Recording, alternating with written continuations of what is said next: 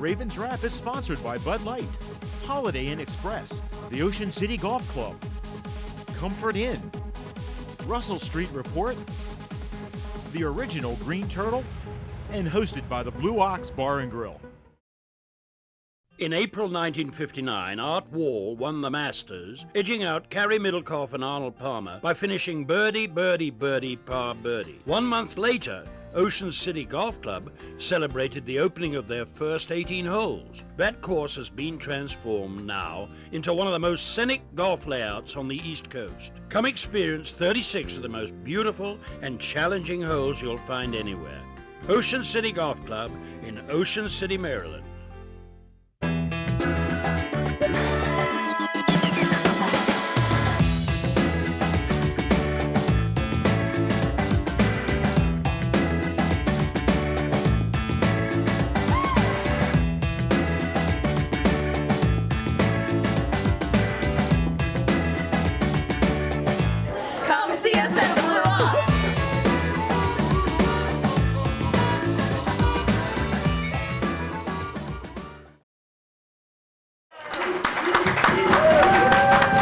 Welcome back in. It is the Ravens Wrap Show right here on Comcast Beach TV and the home of the Ravens, 93.5 The Beach, the strongest Ravens affiliate on the Eastern Shore of Maryland, Delaware, and Virginia. And welcome in. We are broadcasting from the Blue Ox 127th Street Coastal Highway in Ocean City with Ravens Roost 44. Give yourselves a hand.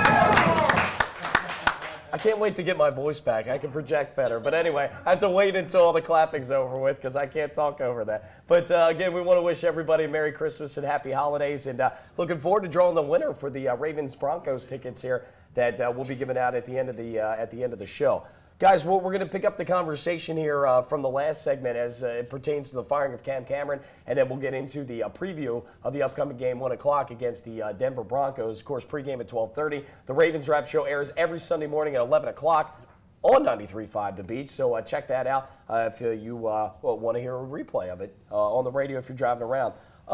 Guys, in terms of the timing, I guess, of this, that would be my question with the firing of Cam Cameron. When you think about it, 3 games left in the year.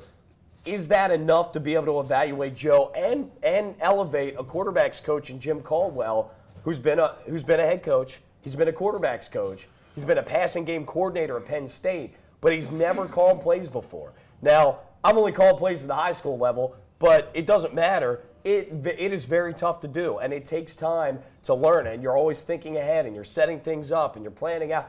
Not saying that Jim Caldwell can't do it. He's been around football plenty, don't get me wrong. But is 3 games enough time? Do you wonder, okay, if there's been this much inconsistency, which we've seen, why not make a change earlier in the year, maybe coming out after the bye week, something like that, something like we saw back in 2006 when Jim Foster was let go during the bye week. Brian Billick took over the play calling, went down into New Orleans and beat the Saints down there. Steve, your thoughts on the timing of it? Well, I think they had talked about obviously doing it, before the season last year, and as it went along, there were talks of it being done, earlier this year. But the reality is, no matter when you make the change, it's going to be hard. But I think it helps that you're moving to the quarterback coach. You're not bringing in somebody who's not familiar with the offense. So hopefully, it'll be a seamless transition, and you're going to be able to find out right away. Are the problems that Joe Flacco had with Cam, are they still there post Cam? And, is his relationship with Caldwell good enough to overcome those problems? So you're going to know pretty quickly whether it works or not. All right, so you think that's enough time. JJ, what do you think on the outside? I think it is enough time, and Mike, you can help me out with this. Caldwell, obviously quarterback's coach now the offensive coordinator for the Ravens, formerly the head coach of the Indianapolis Colts. Unfortunately, when they went 2-14, whatever they went, was he with the Colts when Peyton Manning was also with the Colts? Yes. Correct, right? He was. Now, I don't know exactly what his title was. Yeah. Here's what we talked about last segment. He was the QB's coach, and then he was elevated to head coach. Yeah, like we talked about last segment with the confidence that Joe Flacco had in Cameron, and Cameron possibly being a control freak, like you said perfectly. I think Caldwell, because he's had such a great quarterback, as in Peyton Manning, I think he's going to actually believe in Flacco, seeing that, and I think Flacco's going to feed off of that and actually have confidence knowing that this coordinator has been with one of the best of all time. He's done it before, and you know what? He's calling the plays. Those are the plays. You're not going to see Joe Flacco, if you run the no huddle against Denver, looking over to the sideline, not knowing what play it is. You got the play. He called it for a reason. Go. I think you're good to go. Well, one of the things that comes into play here, we're going to find out. John Harbaugh said they hadn't figured it out yet, but Lou brought it up. One of the Ravens members during the break is getting the play in, or getting the series of plays in, of which then Joe, based on the defense, will call one of the 3 plays based on what he sees. Is Caldwell going to be up in the box? Is he going to get field level? We saw that Dean Pease, defensive coordinator, went from the ground up to the box to see the field better. But either way, when you haven't been a play caller before, you're concerned here that is he going to get these plays in late? And that could be a concern, not because he can't do it, but because, hey, initially starting out, he maybe take a longer time to get the plays out because he's never done it before. That could be an issue in slowing up the offense, maybe having to burn some unnecessary timeouts, or getting Joe the play with so little time left on the play clock, it doesn't give him a chance to audible. So I'm curious to see how it's going to work out. Steve, it very well could be the case that because of all that, Joe is going to get a lot more freedom than he normally would, even under a coordinator that's not so, headstrong, that is. That's what you would think would happen, but it's more game management stuff. I think what you're going to see, and Peyton Manning has said that Jim Caldwell, he thinks helped his career more than anybody, more than Tony Dungy, more than his father. He thinks Caldwell was just an incredible influence on him, and I think that's more important than the X's and O's and how it's exactly going to come down. Is he going to be in the box? Is he going to be on the field? I mean, they're going to overcome that. There may be some glitches in the first game, but hopefully they're able to minimize that and not make that a big thing. But I think his ability to make the quarterbacks believe. And, if you heard him in his press conference, he said, all we have to do is become this much better. We're there right now. This offense is very good. We just need to take them to the 9th and 10th step to where they're really, really good. Yeah. Well, something that you're very versed in with the Redskins, or unfortunately, is the penalty situation. Oh, yeah. And again, I don't know. Yeah, we know about that. The Redskins are 31st this year. Is that good? No? No, yeah. 30, I'm sorry, I walked right into that. Yeah. It's cool. The Redskins are 31st. The Ravens are 28th. Yeah. One of the things that, as I just mentioned in the last segment, okay, whether Cam's not there, okay, but still, if you have penalties by offensive linemen or wide receivers that stall drives, that's going to kill you. They can't afford to do that. I think the biggest thing that I think a lot of people are overlooking, kind of a two-parter, Caldwell. He's been in football, like you said. I didn't know until you told me he was at Penn State, passing the whole 9. He's done it. I think he'll be fine. He knows the offense. He was a quarterback's coach, the whole 9. He's got it all. I think the big thing that people are looking by is the crowd. You're at home, okay? The crowd is going to realize you have a new offensive coordinator. Just like with Peyton Manning when he's at Denver, you always see him doing this at the home crowd. The Ravens fans are not stupid. They understand. They know a lot of them have wanted this to happen with Cameron.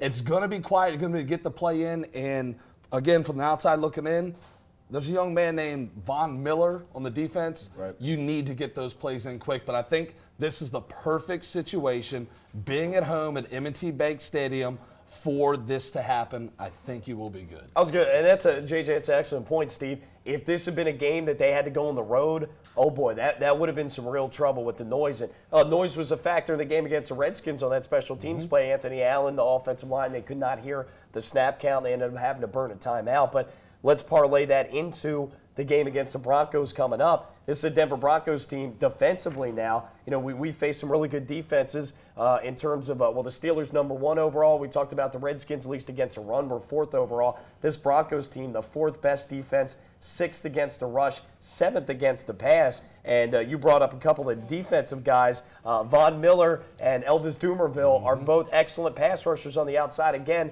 Osemele and Orr are going to have their work cut out for them, Steve. They really are. And, the question that Harry brought up is, why is McKinney not in there? I mean, that has been the unanswered question on the offensive line. But, this week the bigger question is who's going to replace Marshall Yanda, because it doesn't look like he's going to be playing right now. So, there may be a total reshuffling. But I guess we could see him then. Exactly. Yeah. Going back to what you're saying is, I'd heard some talk that they were talking about, getting rid of Cam, going into the Washington game. Well, how much did that play into effect that they were going to be on the road and you would be having a new coordinator going into his first game, in a hostile environment. Right. So. No, that's an excellent point. Folks, Von Miller in this game for the Broncos, 16 sacks, Dumervil 8. So both guys out of that 4-3 defensive front can get after the passer. So I think one of the things I've gotten on Cam about formationally is not helping out the tackles enough by keeping a tight end in or chipping with a running back or wide receiver. I guess we'll see if Jim Caldwell helps out Joe a little bit more with protection. We know Joe needs a little bit more time. He does tend to hold on to the ball longer. Some of that's him. Some of that's receivers getting separation. So we'll find out how all this starts to develop. And apparently one of the issues that might have, pushed the tip over with Cam, with John, was protecting the quarterback. Cam was more empty sets, and John didn't want that. So we'll see what Jim Caldwell does. But boy, this is a heck of a Denver team, not just offensively, but look what they do defensively. The thing with the offense, again, being at home, being with the new coordinator, having a top 3, in my opinion, running back in the league, and Ray Rice on your team, you have possibly not only the comeback player of the year, but the MVP across from you. You're going to want to do everything in your power to keep Peyton Manning off the field, which means you are going to do everything in your power to have long, sustained drives. So I just think this is the perfect storm, honestly, for the Ravens. And that actually hurts me to say, but I think everything is falling into place. And look at what the Giants did last year, getting hot at the end of the year. I think big things could happen over these next 3 weeks. So, Steve, to JJ's point, Steve, I think a heavy dose of Ray Rice. Hey, if we can run the ball against the 1st and 4th best rush defenses, we can do it against the 6th best. That's exactly what I was thinking, was run the ball. But, I compare this game to Cincinnati. We came out in the first game of the year, I almost say it's like you get one free because nobody's seen you. You're running a new offense. They know what it's going to do. Well, now you've got a new offensive coordinator. Theoretically, he could make a lot of changes. I don't think that he will, but, if he tells you, hey, you pump it once, run. Don't hold the ball, don't throw it, throw it away, take off. Because Joe is pretty fast. He's a nice athlete. He's not evasive, but on a straight line speed, he can get out there and run. So, that would be interesting. But, just a couple of bag of tricks, and you look at the games we've lost in the last 2 weeks. If there had been 2 or 3 more positive plays here or there, we could have won those 2 games. So it will be interesting to see what Caldwell brings to the table. The best defense against Peyton Manning, as you guys talked about, is an offense with Ray Rice. Guys, we've got about 60 seconds, so break it down a little bit more and give us your final prediction. Again, hates me to say, because I do love my Redskins with all my heart, but I just think this is the perfect storm. Mike, you said it perfectly. Dumerville, Miller coming off the corners. Ray Rice up the middle, 24-17 Ravens. Oh, all right. And I'll say it. I don't care. I think you're gonna win. Can you come back next week? You might have just taken John Garrett. Go ahead, 30 seconds. I see a similar thing. I see Ravens 27, Broncos 20. Oof. I tell you what, I was definitely leaning. I'll say I was leaning on the Broncos side, but you guys kind of convinced me a little bit. I'll go with the Ravens in this one. God, that hurt. I'll use the score I used last week, 28-24. Right. So go Ravens, folks. We are back next week, and hopefully with my voice. Have yourself a great one. I'm Chris Beach, and Del Radio 92.5. Talk to you next week. Go Ravens.